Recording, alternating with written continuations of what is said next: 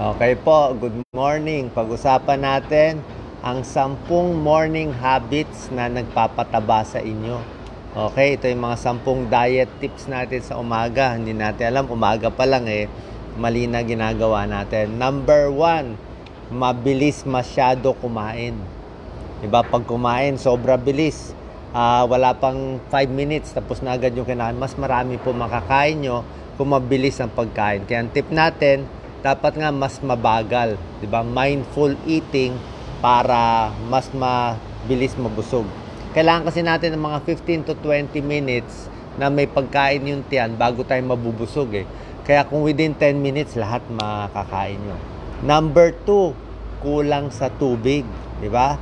Bad habit yan sa umaga. Pag kulang sa tubig, dehydrated tayo. Diba? Ang tip ko nga sa inyo, minom ng 2 basong tubig sa umaga. Diba? Pag dehydrated, ang katawan mo sinasabi, nauuhaw ka.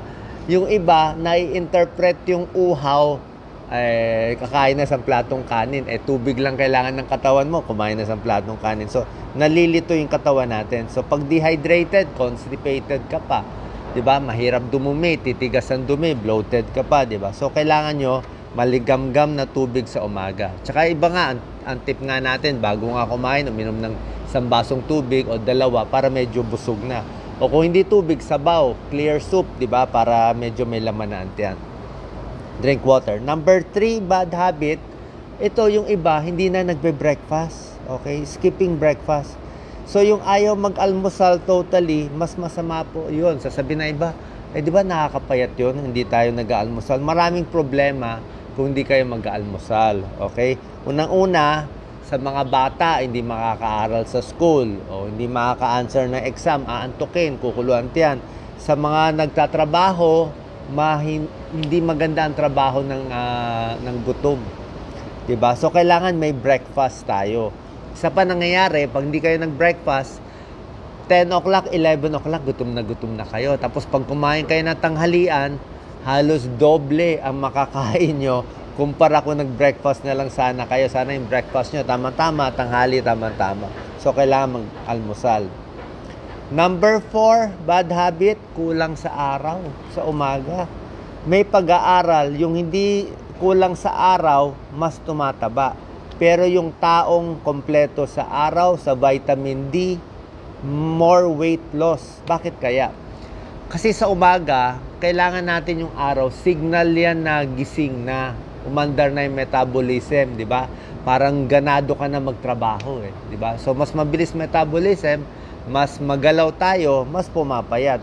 Kung di tayo nagpapaaraw o at least hindi tayo masyadong ma-expose sa araw, morning sun lang maganda po, baka antok-antok pa yung katawan natin.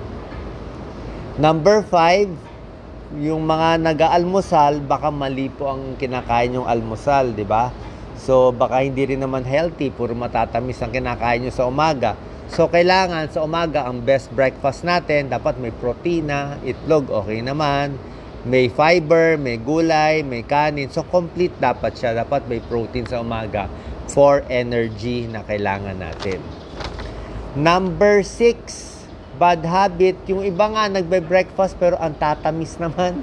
Baka donut lang ang ginawang breakfast o baka kape na puro cream, 3 kutsaritang sugar, di ba? Tapos ang dami namang mga condiments, puro ketchup, puro mayonnaise. So pag fatty, creamy ang sa umaga, hindi rin po maganda. Tataba din tayo. Di ba? Dapat healthy yung breakfast natin. Number 7, ito maraming maling habit ng tao to. Habang kumakain, kwento ng kwento. O nanonood ng Netflix, ng movies, di ba? Siyempre, kakapanood mo ng movies, kakakwentuhan mo, hindi mo namamalayan, ang dami mo na nakakain. Delikado po yun. Diba? Ako nga, pag kumain ako, nilalagay ko na sa plato ko Ito na yung kakainin ko. Ito na. Pag naubos yan, tapos na. Hindi katulad ni Doc Lisa, dukot ng dukot. Nakakatatlong dukot. So, pag kwento ng kwento, hindi mo mamamalayan na parami na ang kain mo. Okay? Kaya sabi ko rin nga, mas maganda nga, tubig lang or kape, kung black coffee lang. Kasi kung matatamis sa umaga, hindi rin maganda. Number 8, yung mga puyat. Okay? Yung mga puyat, kulang sa tulog, very stressed, mas marami po makakain nyo. Kasi pag puyat tayo, hirap yung katawan natin, di ba? Mas puyat, mas mataas ang blood pressure, mas may palpitasyon, mas mahina ang katawan. Pagod ka, hilo-hilo ka, so dadaanin mo sa pagkain para makabawi sa puyat. Kaya mahirap talaga yung puyat, kahit yung mga night shift work. Kasi nga hinahanap ng katawan yung tulog na sapat na 7 to 8 hours. Yung sobrang tulog, actually, hindi rin naman maganda, di ba?